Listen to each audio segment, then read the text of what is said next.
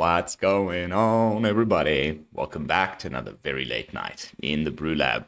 I'm Lone Fox, and I'm coming at you with some fresh Kamigawa spoilers. First of all, I'm just going to go through the mechanics quickly. I'm not going to sit here and go through each one of these videos. I highly recommend that you all do so on your own time. I'll leave links to all of the stuff in the video description down below, of course. But the first mechanic that they showed us today was this one called the Recon Figure. And the way I'm picturing it is like you have these little mechanical or robotic or whatever kind of little creatures that live on your body and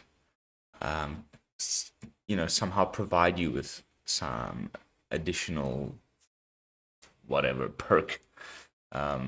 Like this, in this case, you've got this tiny little monkey that sits on your shoulder and looks like it's throwing stones at your enemies. And the mechanic's called Recon Figure because you can, I guess, reconfigure yourself with these little, in this case, it's a monkey, but they're all equipments. And it's cool when they do these things. Like, I always wonder when it is that they're going to run out of these crosses to come up with, enchantment creatures, lands that are also creatures. They've done them all. And now we've got artifact creatures, equipments. It's pretty good though. I'm quite happy about it. So it can be an equipment or a creature, and you pay the reconfigure cost to attach it onto another creature or remove it from another creature.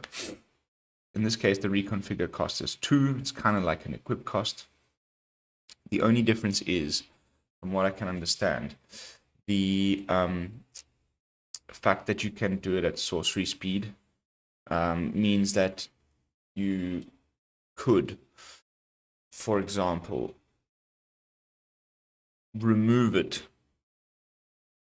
from a creature on your first main step, and you can still have it attack as a creature, or you could have it attached to one of your creatures, have that creature attack, and then in your second main phase, you can reconfigure that creature and detach the equipment, in which case the equipment would re-become a creature, but it wouldn't be tapped. So you can basically have your creature attack buffed by whatever the equipment is doing during the attack step, and then at the end of your attack step, reconfigure, unattach the equipment, and it's now a creature blocker, which is pretty cool. Very versatile, and I can imagine having like lots of different of these little equipments and reconfiguring them onto different one of your cards. I guess just pretty cool little buff to equipments. Trying again to make equipments work in standard. I hope that this might be the thing they need to finally push it into a semi-decent deck. Yeah, that'll remain to be seen, because of all of the equipment synergies that we have to do with like reducing equip costs and that sort of stuff, and that wouldn't work with reconfigure. So it'll be a whole new equipment deck with these artifact creatures. And I'm actually really excited to see, because we've only had one spoiled and it's pretty rubbish. I'm really excited to see what else they come up with. There's definitely going to be some mythic ones and some rare ones, and I'm so excited, man. Next up, we've got Modified. Again, kind of fitting this theme of futuristic peoples modifying themselves. In this case, a creature that is modified is any creature that has either been, the recipient of some kind of counters, +1/+1 counters, trample count, any kind of counter, or that they are equipped, or that they have an aura attached to it. That makes that creature considered to be modified.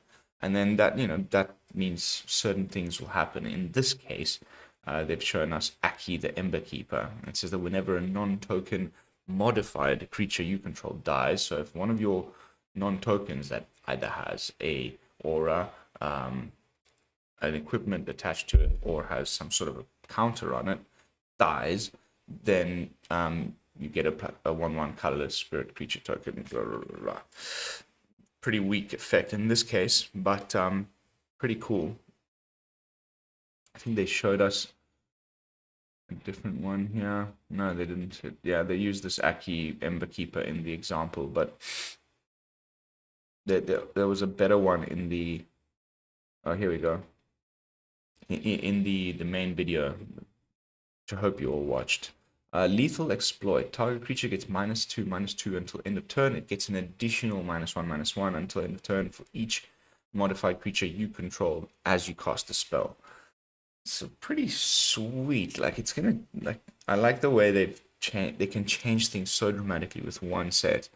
It's gonna lots of new things to take care of or keep note of. And then limited, it's going to be super fun. I'm actually going to play some draft on day one for sure. Yeah, so modified, pretty cool. Getting rewarded for modifying your creatures. I'm super keen on that one. Then we've got sagas coming back. Love me some sagas, and there's lots of them. We're going to go through all of them in a moment, I promise. But that's not really a mechanic that needs to be talked about. The only cool thing is that in this case, it seems like the MDFCs for the set, modal dual face cards, are going to be the sagas. So they come into play the way a saga usually does and kind of runs through all the chapters. And then when it gets to the final chapter, it exiles the saga and then returns it to the battlefield transformed under your control. And it's always a creature that comes back. In this case, this seems to be like the main one, the KAMIGAWA, with 6 mana casting cost, all the different colors, some sort of 5-color dragon deck, and then you get this epic looking dragon, Okachi, made manifest. These all colors, flying trample. When it attacks the defending player, choose a non-land card in your graveyard, return that card to your hand. Kagachi, made manifest, gets +X/+0 until end of turn, where X is the mana value of that card. Okay, so but the defending player gets to choose. Yeah, I don't know. Looks a bit weird of a card, but interesting new way of doing modal dual face cards. I like this. So the sagas all come back as creatures. Epic. Then we've got ninjutsu, of course, coming back. The closest thing that we can compare to ninjutsu from the current card pool. Oh, by the way, I've gone and bought my Dynasty packs, 50 packs over here. I'm saving nicely. And hopefully I'll get another €50 from the wife at the beginning of next month, and we can also buy the Mastery Pass. But I wanted to show you.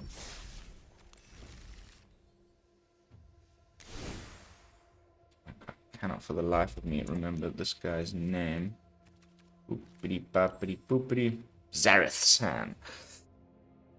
It doesn't say ninjutsu on this card, but it essentially works in exactly the same way. So you can return an unblocked attacking rogue, in this case, for Zareth-san, but you'll see what I'm getting to in a second, to its owner's hand, and then you put Zareth-san in its place, tapped and attacking.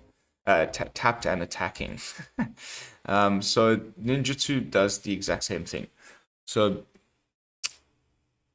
return an unblocked attacker you control to hand, and you put the other card onto the battlefield, tapped and attacking.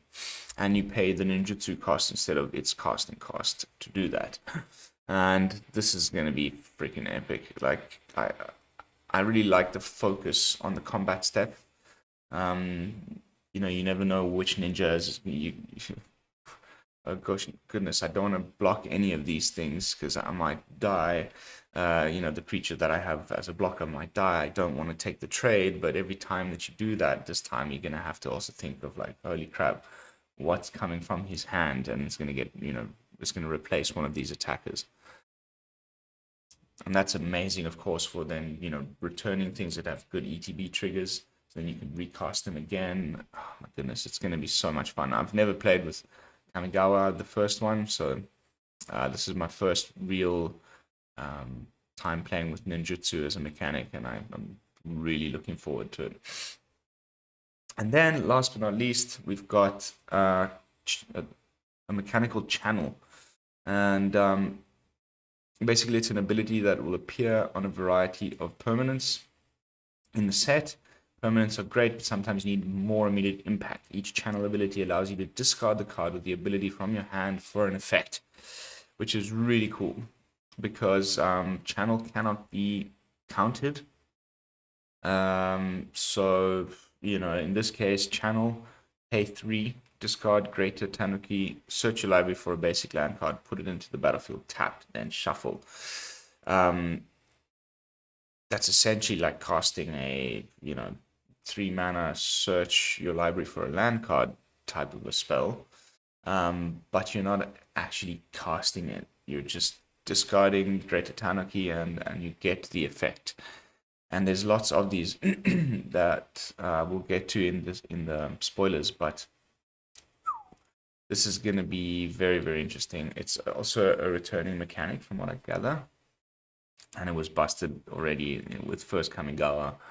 I think blue mages are going to be the most sad that they won't be able to counter a lot of these things. I've already seen one that destroys target artifact or enchantment, you know, without having to cast anything. That's fantastic. So yeah, channel. Woo.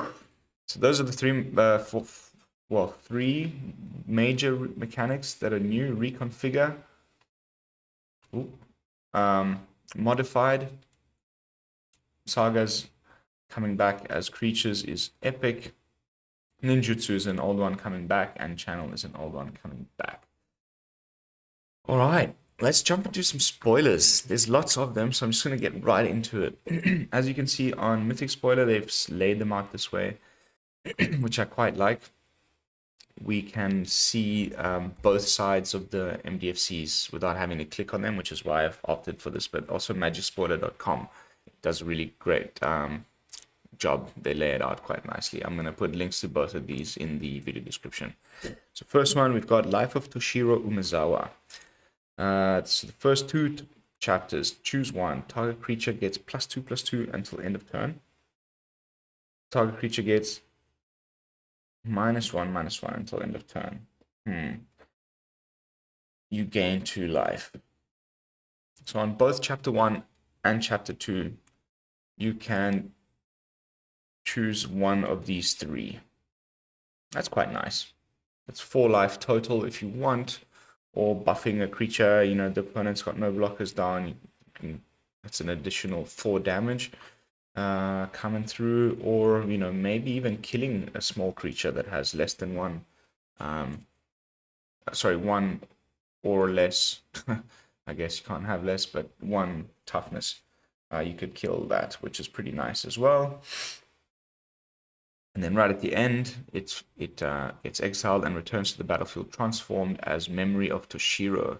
And it's a 2/3 human samurai enchantment creature. And you pay 1 life, and you can add 1 black mana to your mana pool. But you can only spend this mana to cast instants or sorceries. Alright, nothing too fantastic, but this seems to be the uncommon cycle, so not terrible. Not sure what deck it would go in yet, but looks pretty cool, this thing where they become creatures. So the next one we've got Michiko's there's going to be some hard cards to read. Michiko's Reign of Truth. Target creature gets +1/+1 until end of turn for each artifact and or enchantment you control. And that, of course, does that for the first 2 turns, and then it comes back as Portrait of Michiko. Portrait of Michiko gets +1/+1 for each artifact and or enchantment you control. Nice for 2 mana investment. Played this out on turn 2. You've played a Portable Hole on turn 1. Yeah, that wouldn't work. Then you're not giving this buff to any creature. But you see where I'm going. As soon as it flips, you can have this be pretty big pretty soon. Nice. Next up, the Shattered States Era. Gain control of target creature. Ooh, for 5 mana. 4 colorless and a red. Gain control of target creature until end of turn. Untap it against haste. So typical sort of thing. We had the Akroan War. The last thing that this kind of reminds me of. Creatures you control get +1/+0 until end of turn. And then comes back as the Nameless Conqueror, a 3/3 with trample and haste. Not too bad. Not too bad. Then we've got Azusa's Many Journeys. Azusa's back. First chapter, you may play an additional land this turn. Chapter 2, you gain 3 life. And then chapter 3 comes back as the Likeness of the Seeker. Whenever it becomes blocked, untap up to 3 lands you control. Ooh, that's quite nice. So you've got like some combat trick in hand that you don't have mana for. You attack with her. The opponent's like, oh, I've got a stronger creature than that. Block. Untaps 3 of your 3 of your lands. Now you have mana for the combat trick. Make it bigger than the opponent's blocker. I mean, they're not going to fall for it too often. I think it'll just make it a thing that you don't really want to block. So then you can consistently get through for that 3 damage. And then if the opponent ever decides that he needs to block, you're going to have something at instant speed that you can use that 3 mana to save your Likeness of the Seeker. Nice. I like that card. And these green enchantments are the reason why I have this little tab open here. This one wasn't spoiled today, and it's still, as of now, unconfirmed. It was on Magic Spoiler. But I can already see some sweet deck coming around this card here. It's definitely my type of thing. It's just a 2/2 for 2 with trample, but whenever you cast an enchantment, you put a +1/+1 counter on it. And there's going to be lots of enchantments, as you can see. This thing can grow pretty big pretty quickly. And then at the beginning of each end step, if an enchantment was put into your graveyard from the battlefield this turn, you can return it to your hand. And you just keep playing it again and start growing it again. I think it's going to be a great target for all of your auras and things. And then maybe there'll be an aura that gives hexproof, or we can, have Snakeskin Veil. And you just make this into this giant, like, creature with plenty of equipments on it. I quite like that sort of style of deck. So I'm hoping this is confirmed, and it really does look like it's from the set. I wouldn't be surprised if this is spoiled in the next couple days. Then, where was I?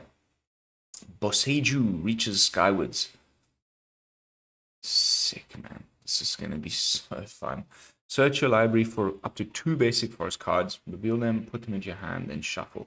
4 mana. I wish it was 3. Man, these 4 mana, look for lands. It's been since what was it called? Oh my goodness, I'm drawing a blank. Regrowth? It wasn't Regrowth.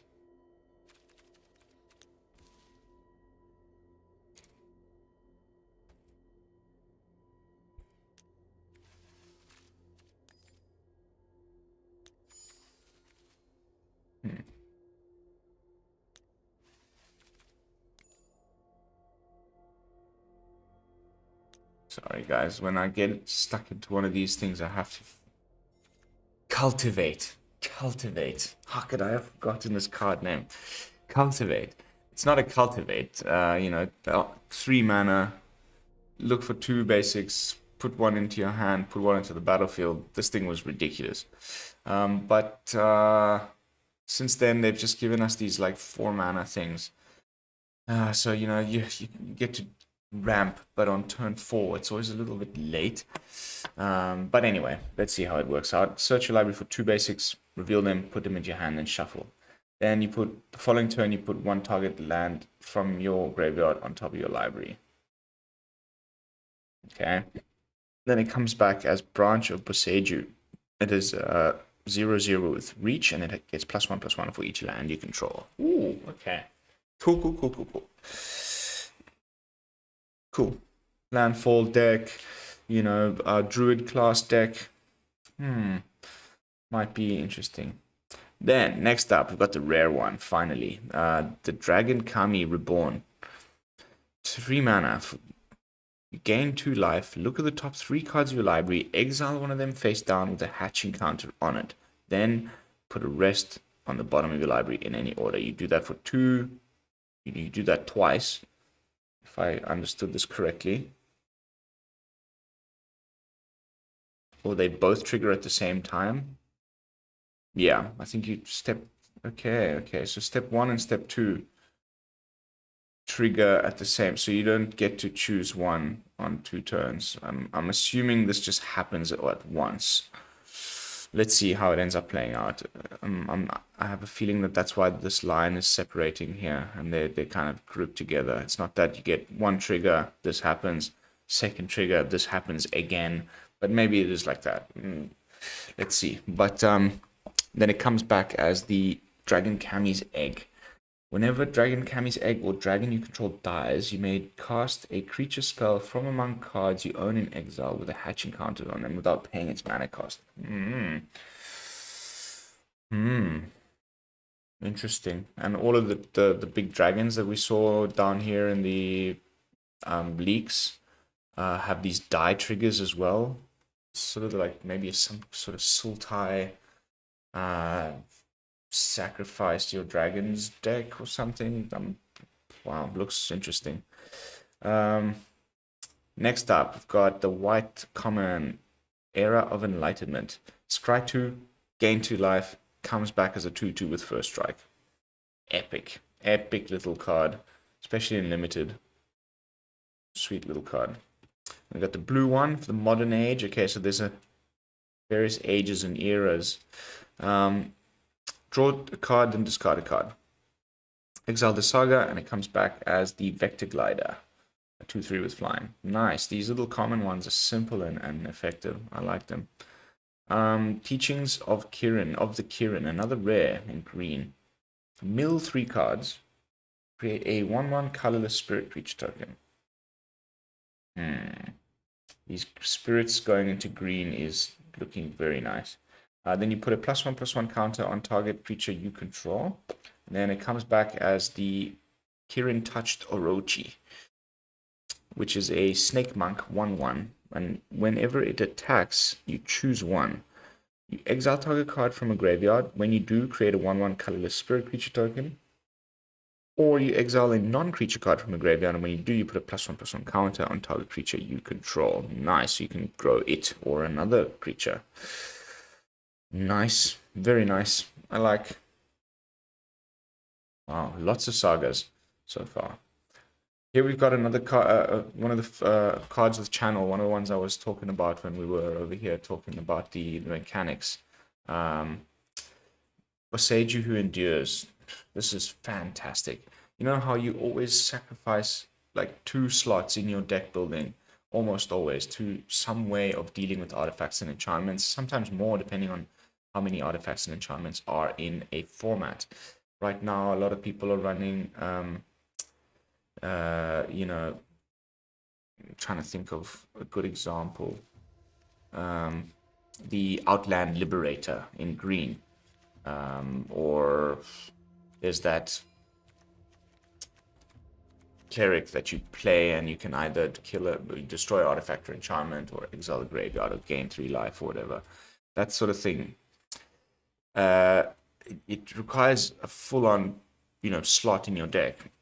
Whereas this is just kind of for free. It's a legendary land, okay, so you can only have one on the battlefield at any given moment. That actually kind of helps the whole thing. Because if you top deck another one, you just keep it in your hand. You can't have both on the board at the same time. But you can then channel the one that's in your hand, discard it, and you get to destroy target artifact or enchantment, or a non-basic land an opponent controls. So it's kind of also doubles as a Field of Ruin. It's like a Field of Ruin that taps for green mana, but also can destroy artifact and enchantment. Man, it's just epic. Like, I'm just absolutely always going to have 2 of in any deck that plays green, on top of my other enchantment removal. And it looks like this is going to be one of those formats where there's a lot of enchantments and artifacts to deal with. So I think this is definitely going to be a player in the in the future. Keep your eye on this one. If you're looking at stuff to craft in the early days, rare land cycles are usually a good way to begin. Those can be played across many formats. Then we've got the Goblin Artificer that they were spoiling in Maro's teasers. It turns out it's a Izzet Goblin, blue and red. So interesting, and I'm quite down with that. Having like a blue and red Goblin deck. Or maybe even a Jeskai Goblin deck. I've got some ideas with that respect. I'm excited. And it's another one of these artifact creatures, but this time it's not an equipment. So it's a 2-mana 2/2. And artifact spells you cost 1 less to cast. So voila. This is already looking great with where was that card? It's Recon Figure.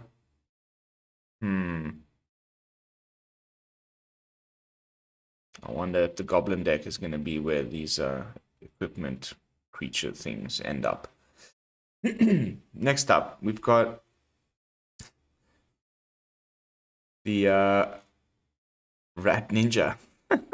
Silver Fur Master, 2-mana 2/2. I mean, if they don't do a Teenage Mutant Ninja Turtles crossover in a secret layer, I'm a monkey's uncle. Like, I'm sure that it's gonna happen. So this is the first card that we've seen spoiled with ninjutsu, and okay, cool. So another one of these uncommons that reduces the cost of like the thing that it seems that it wants to be doing in the deck that it's doing. Like, we've got the Goblin that's reducing artifact costs. We've got the Rat Ninja that reduces ninjutsu costs. Cool. Other ninjas and rogue creatures you control get +1/+1. Nice. So you can ninjutsu it in, reduce the cost potentially of another one that's in your hand straight away, and give, the squad a buff. Very nice. I like that. Surge Hacker Mech. 4-mana 5/5 with Menace. When it enters the battlefield, it deals damage equal to twice the number of vehicles you control to a target creature or planeswalker. There's going to be some kind of vehicle deck. I'm really excited to see how this ends up looking. So far, there hasn't been anything that's blowing my mind. But the art on this one is just wow. That doesn't get any bigger. It's like this guy inside this giant mechanical suit. So epic. Crew 4. Twice the damage. We'll have to see how good the other vehicles are and what other vehicle payoffs we get. But nice colorless vehicle. Then we've got the Covert Tactician. Human Ninja. 3-mana for 2/4 with ninjutsu. Whenever it deals combat damage to a player, you may put an artifact card with mana value less than or equal to that damage from your hand onto the battlefield. Cool, man. That's these I really hope we get a lot of really cool equipment creature things, because that's going to be a way of getting them out quickly. And then there's ways of reducing their equipment, their cost. Epic. Simian Sling we've just looked at in the little initial bit of the video I did, but we can go over it again. It's a 1-mana 1/1. That's it. And whenever it gets blocked, equipped or blocked. Whenever okay, sorry. Whenever it or the equipped creature becomes blocked, it deals 1 damage to defending player. Sweet. So you can equip, reconfigure it onto one of your creatures. Attack. That creature's now bigger. Because you're attacking, you give 1 damage to face. And then after you finish attacking, you can unequip it and have it be a 1/1 blocker. That's not bad. That's not bad at all. Then we've got Biting Palm Ninja. A 3 mana 3/3 human ninja with ninjutsu. Biting Palm Ninja enters the battlefield with menace counter on it. Whenever Biting Palm Ninja deals combat, so that means it's modified, okay? That's epic. Whenever it deals combat damage to a player, you may remove a menace counter from it. When you do, that player reveals their hand and you choose a non-land card from it. Exile that card. Wow. Epic. Nice one. Really nice little effect there. I like it how they end up doing things that, the ninjutsu cost of 3 is, what you might have paid for a this type of effect where you look at the opponent's hand, choose a card and exile it. It's usually 1 mana for duress, but this is attached to a 3/3 that with menace potentially. So it's kind of like the learn cards where they charge a little bit more for an effect that you'd usually pay a little bit less for, but it comes with extra benefits. In this case, you get a 3/3. That's nice. I like that. Then we've got Dokuchi Shadow Walker, just a big old Ogre Ninja, 5/5 for 6 mana. Man, that's not going to see any play outside limited environment. We've already had a look at Aki. Then we've got the Reality Chip. This was spoiled during the main video earlier today. 2 mana. This is one of these equipment creatures. This is the legendary one. And surprising, it's not mythic, which means it's probably going to be a mythic one as well. And this one's already pretty good as it is. So you when it's in play as a creature, you may look at the top card of your library at any time. But then as long as it's attached to a creature, you may play lands and cast spells from the top of your library. That's something that's been relegated to green for a long time now. It's a thing that blue has not really had access to. There was that cemetery protector guy. It was one of the blue spirits. Well, I've got my client open here. Protector. It was from the Crimson Vow. Protector. Cycle Spirit. Blue.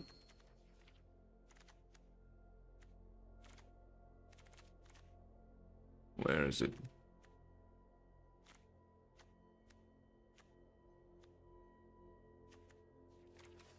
Oh, it was in here we go. Cemetery Illuminator. Beg your pardon. 3 mana, 2/3. Whenever it enters the battlefield or attacks, exile a card from your graveyard. You may look at the top card of your library at any time. Once each turn, you make some. See, this one was a lot more convoluted. This is kind of definitely more kind of like a level 3 of a Ranger class, but in blue. So, wow, really, really good. And otherwise, it's just a great little blocker.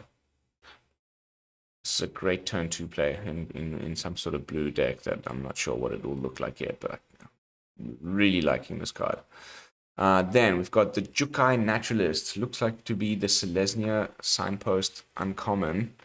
2 mana, 2/2 with lifelink. Enchantment spells you cast cost 1 less to cast. So yeah, these are the signposts, okay? Looking like it's going to be all about the artifact spells. Dimir is going to be the ninjas, and Selesnya looking like to be the enchantments matters, which is mwah, can't wait.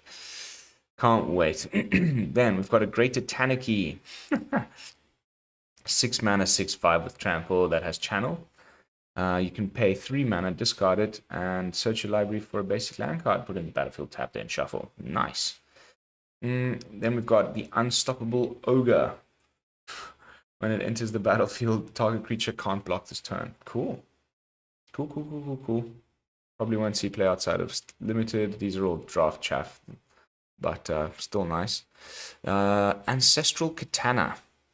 Just a normal equipment. 2 mana, 1 and a white for a equipment that says that whenever a samurai or warrior you control attacks alone, you may pay 1. When you do, attach Ancestral Katana to it. Sweet.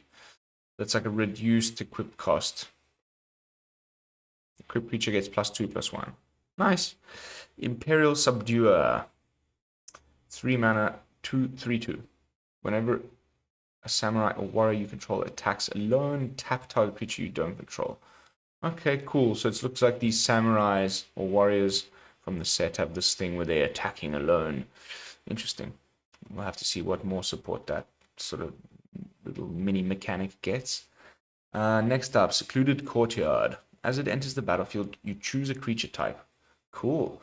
Then you can either tap it to add 1 colorless mana, or you can have it add 1 mana of any color. But you can only spend that mana to cast spells of the chosen type or activate an ability of a creature or creature card of the chosen type. Okay, cool. Lethal Exploit we already had a look at earlier. Kind of cares about how many things you have that are modified. Ha! Then we've got another dog, another white dog. This one would be cool if it was 1 mana. Gonna stick to the trend. When Spirited Companion enters the battlefield, draw a card. Okay. Probably won't see much play at all, but in limited for sure. A little bit of card draw in white. That's always nice to see. Behold the Unspeakable. Creatures you control. Sorry, creatures you don't control get -2/-0 until your next turn.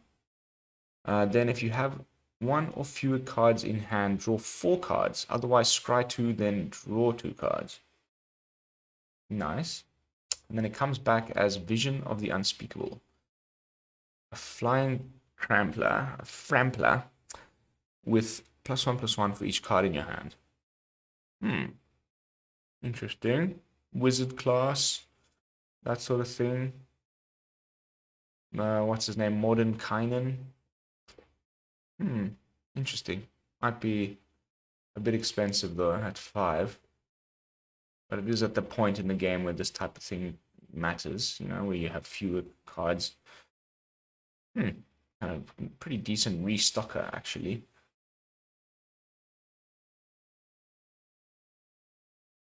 It's usually at the point in the game where a mono blue deck, the opponent's got a few creatures out, you've run out of counter spells, you've run out of bounce spells, you need creatures you don't control all get -2/-0 until your next turn. So then if he attacks, you take less damage, and then restock your hand the following turn, start bouncing things again. Nice card for blue. I wonder if it'll see any play though. It's a little bit expensive. Tameshi, Reality Architect. Moonfolk Wizard. Whenever 1 or more non-creature permanents are returned to hand, draw a card. This ability triggers once each turn. Whenever 1 or more, so it's only 1 trigger per time that it happens. If you can, if there's a thing that bounces more than 1 thing, and it only happens anyway once each turn. So that's kind of shit. But whenever 1 or more non-creatures controlled are returned to hand, so getting rewarded for bouncing stuff, you get to draw a card. And it seems to be a Selesnya card because there's white mana here in the one of its abilities is X and 1 white. Return a land you control to its owner's hand. Return target artifact or enchantment card with mana value X or less from your graveyard to the battlefield. Activate only as a sorcery. That's pretty sweet. So you return a land, you get to draw a card because of the the first part of the card, and then you return a enchantment or artifact from the graveyard to the battlefield. That's really nice. That's pretty cool. That's really cool card. I can't wait to see what busted stuff we could do with that. Tamiyo's completion. That's not completion. Completion doesn't have an A, so it's completion. 4 mana aura with flash. You can enchant artifact creature or planeswalker. When it enters the battlefield, tap enchanted permanent. If it's an equipment, unattach it. Enchanted permanent loses all abilities and doesn't untap during its controller's untap step. Weird one. Nice that you can put it on planeswalkers. Talking about planeswalkers. They spoiled 3 different planeswalkers tonight. We finally got to see who this the Wanderer is. So I'm not going to get into the lore, but this chip down here has something to do with it. She's unable to stay in one plane for any longer period of time, which is, I guess, why she has flash. I quite like this card, so I'm going to zoom in on it. As long as it entered the battlefield this turn, which means you can flash it in during your opponent's turn and still activate her loyalty abilities, even though it's not your turn. And all of the loyalty abilities are like combat tricks, and you get 3 different ones that are all really useful to have flashing in, you know. You can flash her in and put a +1/+1 counter on up to 1 target creature, and it gains first strike until end of turn. Epic. You know, make your blocker bigger, make your attacker bigger, whatever. You can flash her in and create a 2/2 white samurai creature token with vigilance. Maybe do that on the opponent's end step, so you can't do anything to the Wanderer straight away, and then you still get to go into your turn and +1. So in that scenario, you know, you would untap with your first turn with her on the battlefield, and you can +1 and have 2 loyalty. That's not bad. Then you can just start putting counters on things again. That's so epic. That's so epic. And then the -2 is exile target tapped creature. You gain 2 life. So I think that's really good.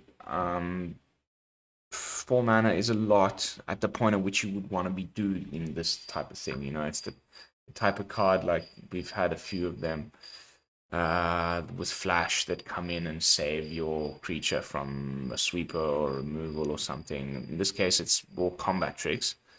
It's not phasing anybody out, but you need to play a land on turn 4 and say go, and already have like a decent-ish board of things, and then the opponent goes to sweep the field, or sorry, goes to attack with bigger creatures or whatever it is the case, and you flash her in. Then I don't know.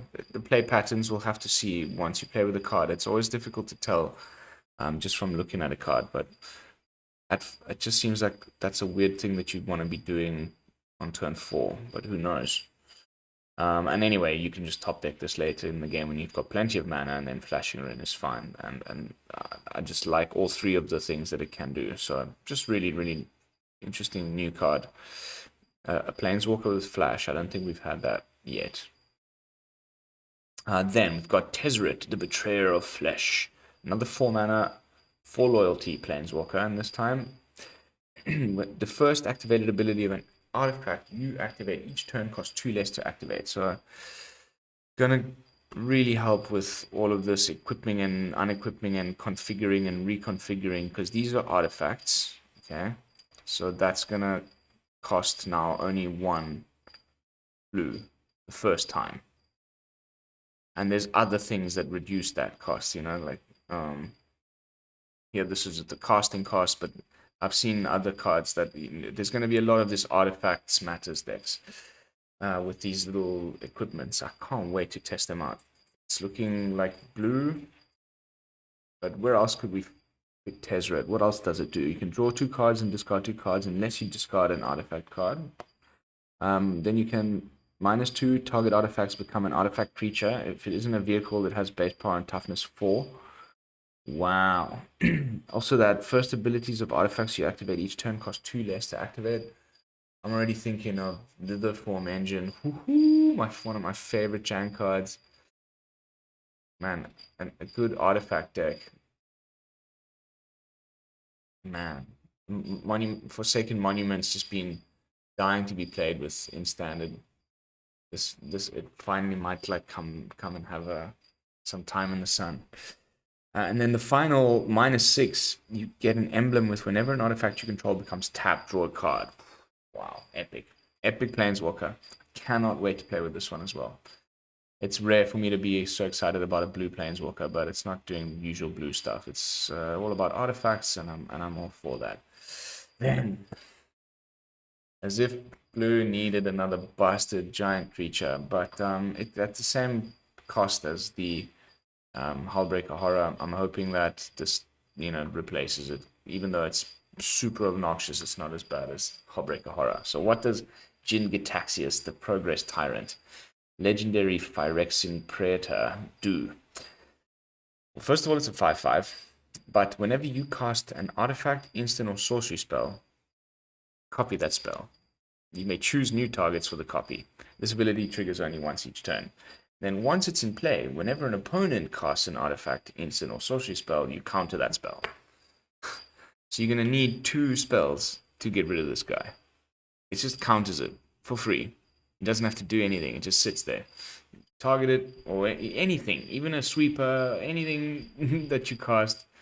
Artifact, instant, or sorcery, it's going to get countered. And then you got to cast the second one. So you're going to need 2 removal spells to get rid of this guy. Wowee, what a pain in the butt that is going to be. And it comes in a bunch of different arts. I wonder if they'll show them here. Nah. Looking good though. Some of the alternate arts for this card look fantastic. Then we've got Tamiyo, the complete. Okay, so this is that word again. Completion. Tamiyo, the completed sage. Completed. I'll have to Google that word.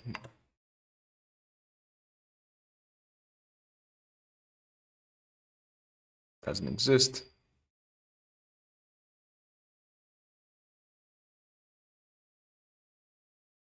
Okay.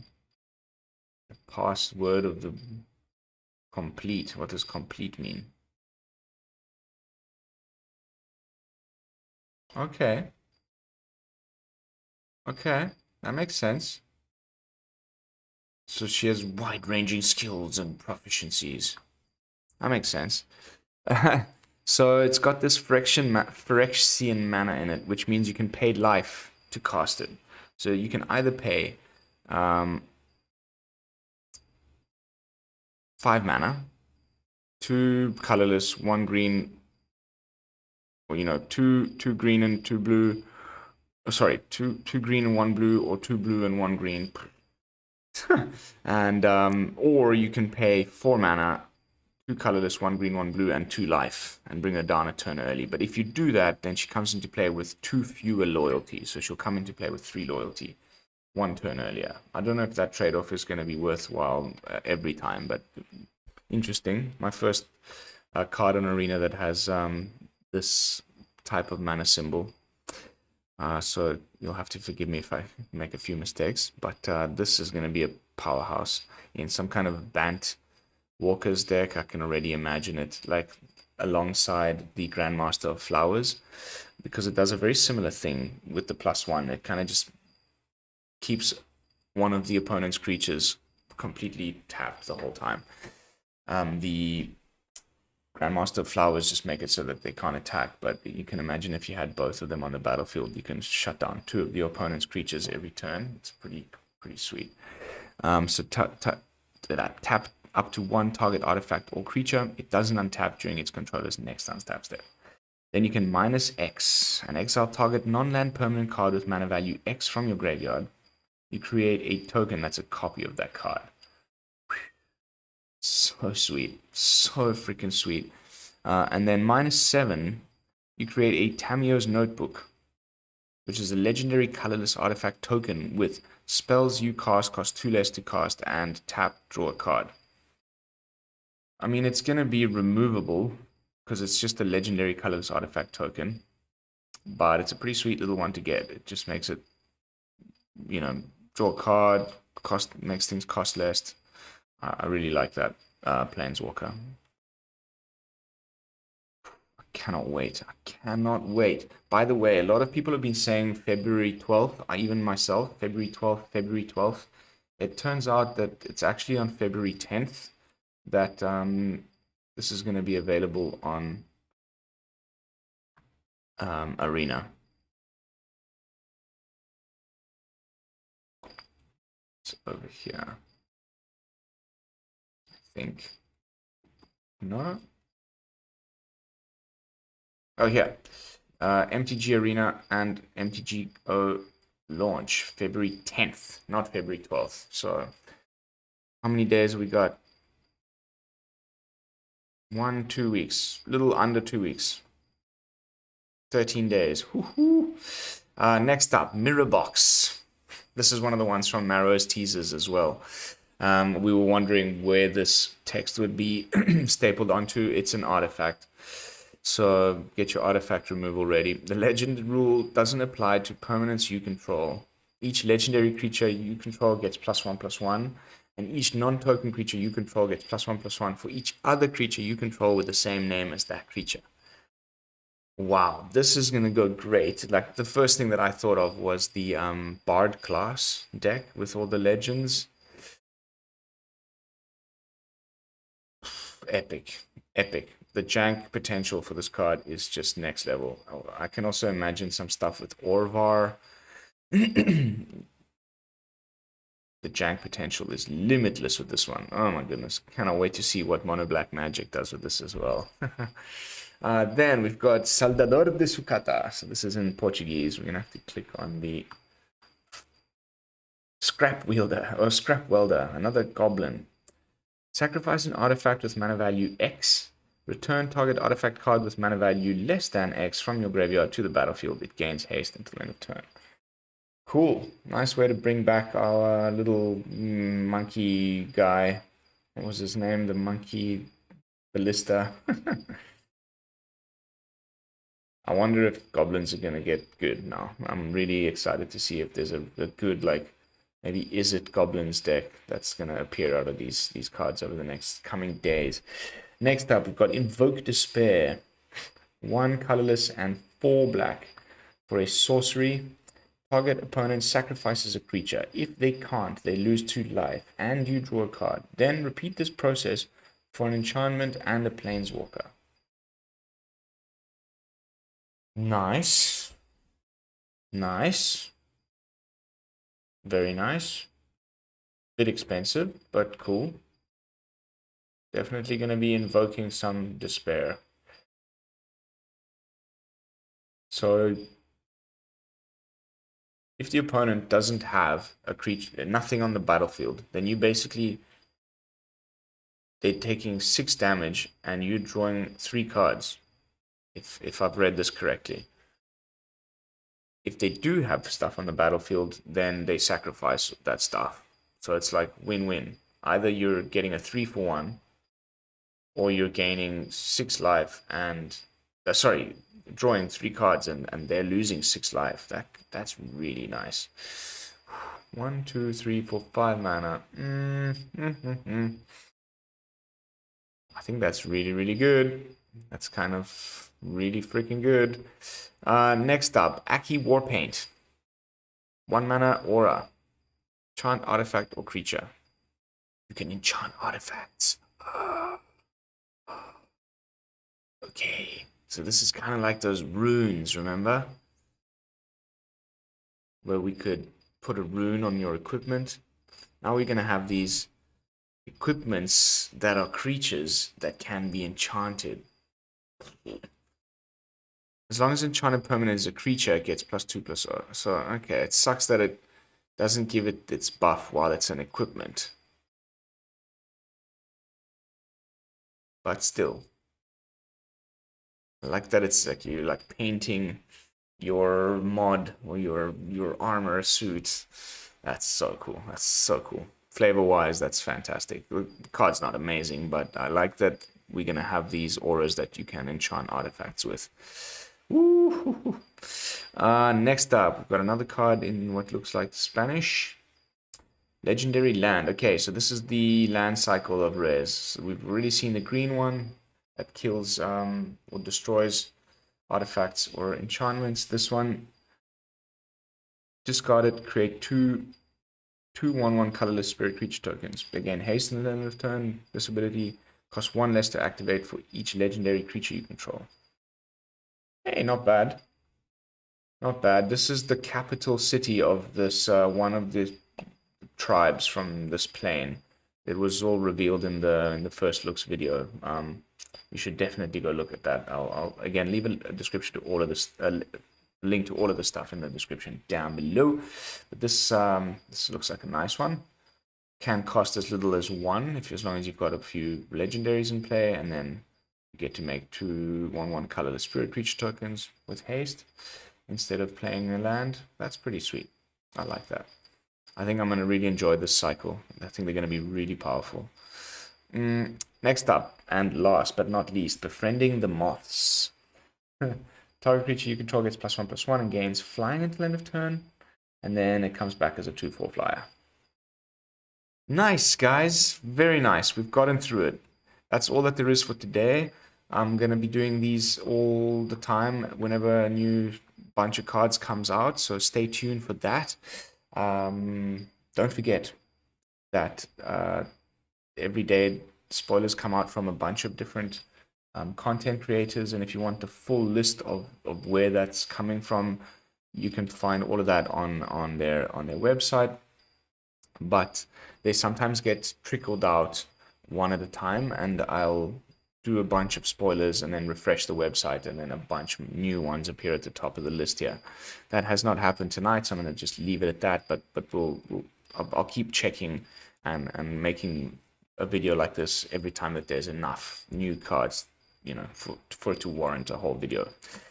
But yeah, don't forget to like, comment, and subscribe. I will see you all in the next one, and until then, this is Lone Fox from the Brew-Lab, signing out. Peace, y'all.